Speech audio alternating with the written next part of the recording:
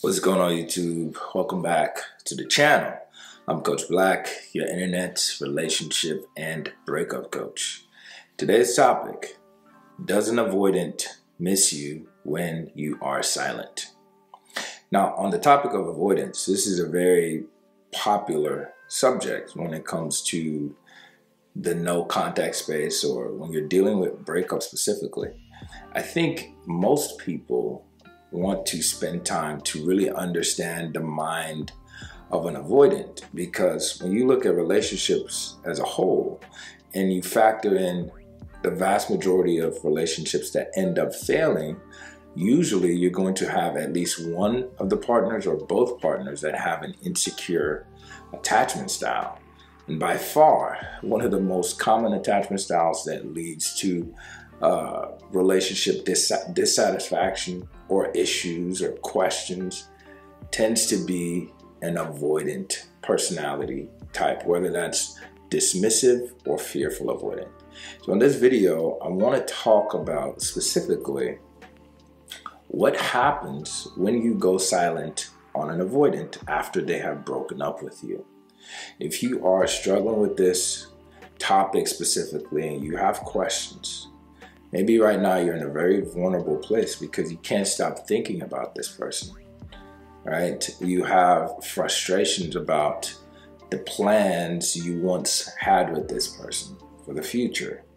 And so even going no contact, as difficult as that is for you, you're likely questioning what impact does it have if your ex is an avoidant. Will it make this worse?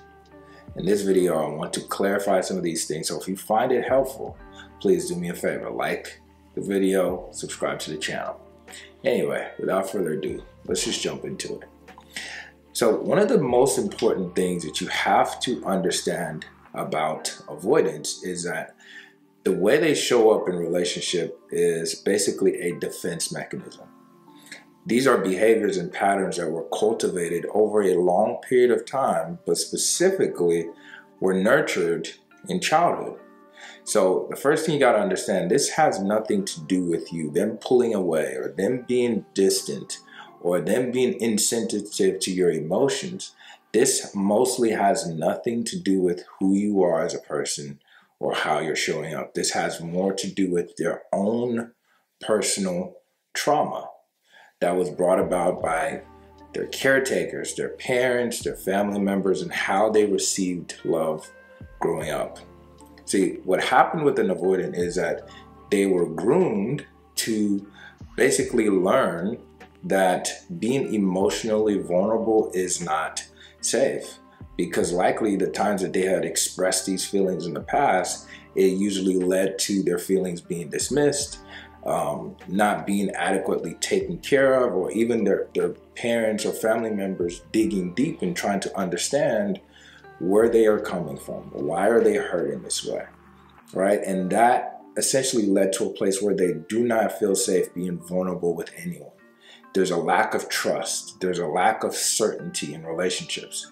However, what you have to understand, because there's a void in that space, because this is something that has been missing, an avoidant does tend to seek out these qualities in relationship. They do tend to seek and find that one special person that they can have this bond with, that one special person that they can feel emotionally safe with, who gets them, who understands them.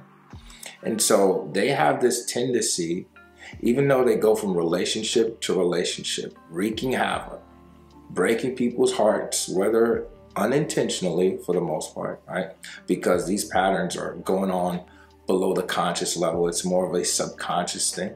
So I don't think that an avoidant, whether dismissive or fearful, is inherently vindictive, right? But again, just based on how they're raised, they go into different relationships, wreaking havoc, breaking hearts, making promises they end up not keeping.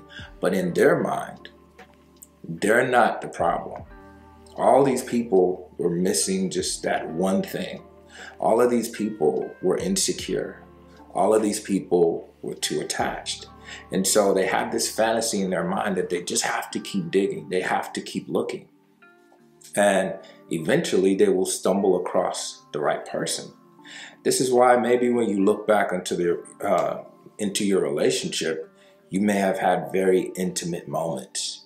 You may have had times with this person where they were completely forthcoming, where you were close, you had a very strong bond, maybe you had a strong physical connection, you felt emotionally safe with them, and you were building trust and actually opening up to them.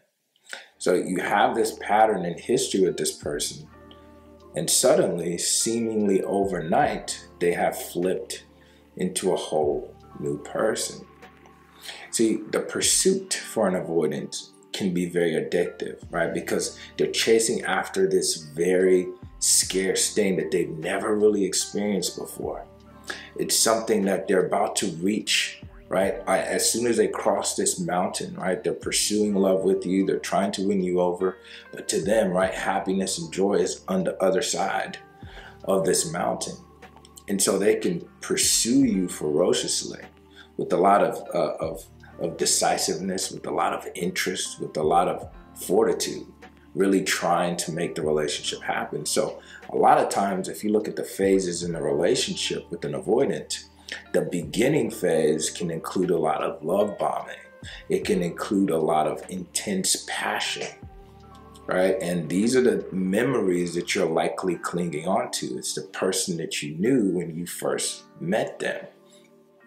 And so an avoidant can have that tendency to pursue in that way.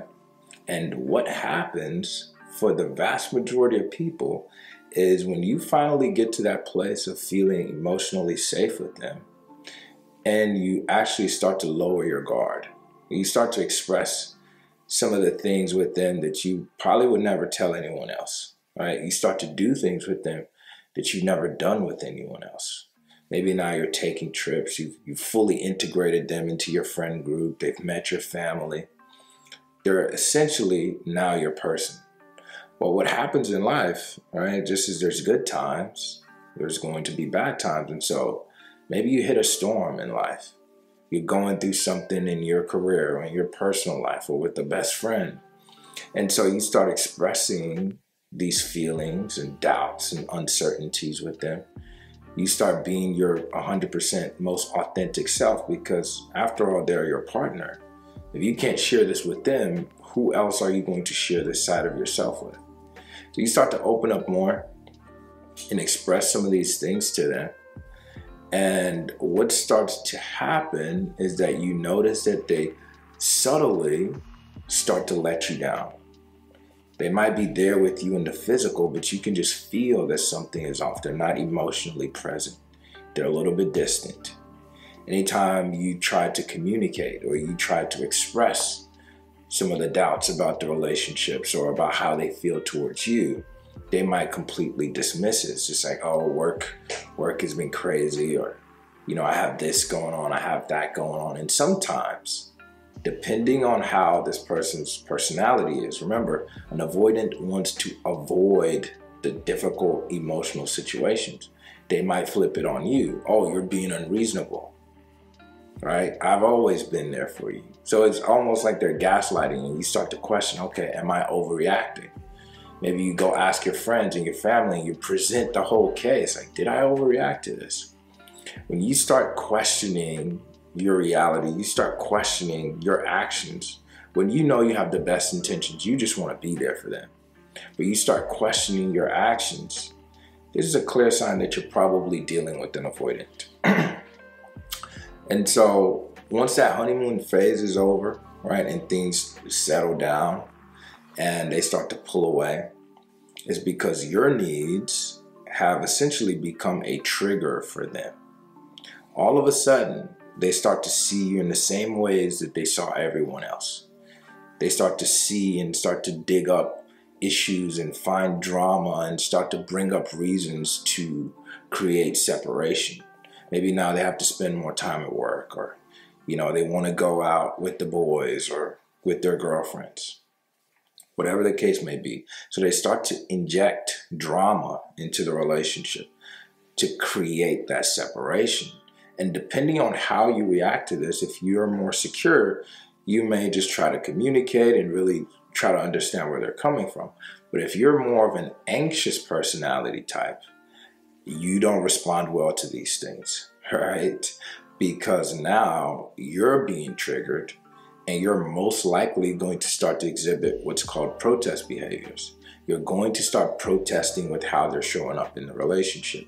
Maybe that leads to more insecurity, right? Now you start to question them more. Do you love me? Do you care about me? You start calling and texting to just figure out their whereabouts. These insecurities in you, while they have to do with your anxious personality type, they were triggered by the avoidant. And so essentially what you end up creating is a boiling pot, or kind of like if you've seen like a rice cooker, when the thing is kind of simmering and bubbling to the top, and there's so much pressure in the relationship that more than likely the avoidant is going to seek relief outside of that relationship first. They're going to be the first to leave. They're going to be the ones that say, hey, I can't do this anymore. And so they naturally pull away. And so now getting to, will they miss you when you're silent? Well, this has a lot to do with what was the quality of the relationship and how deep of an avoidant is this person. Because what's going to happen when you're finally silent and you're no longer doing the things that triggered them, it sends them into a place of reflection, right? Like, avoidants are not inherently evil people, right? But they have that tendency to flee or to run away.